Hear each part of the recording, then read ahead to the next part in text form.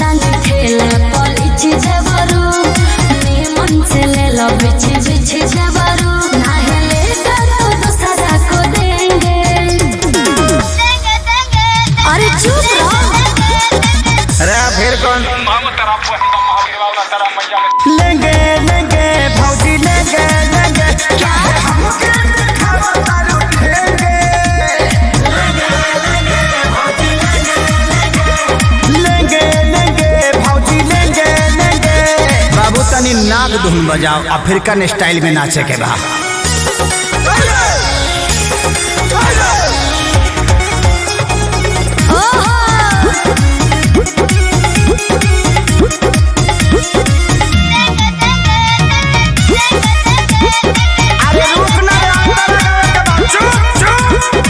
भौजी रूगल बेचो अरे लीची ले लो देखे के पागल बाजार भइल बा हो जवार भइल बा गाछी के फल फलादार भइल बा हो तो यार भइल बा हर ले लो हो पैसा न पावे आज दे दाम उधारे कहे दे मार दुलारे हे भौजी होई फल रसदारे।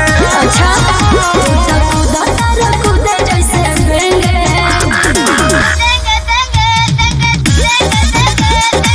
हाई बेंगावा घुस गइल रे फिर कौन भगवे किनारे। लेंगे लेंगे भौजी लेंगे लेंगे हम तो खैला बिना नागी न लेंगे लेंगे लेंगे भौजी ले लेंगे। खाली चिल्लाते कर बस लेबो कर बस रे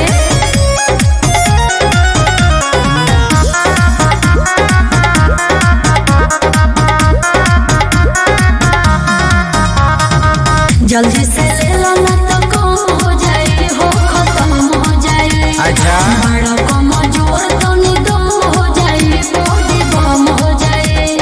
खेसारी खानी अखिलेश खेसारी विकास बार खड़ा ले बखाती दोबारा हे भौजी होई मालदा हर सहारा। बना के आइल बड़ा लोगेंगे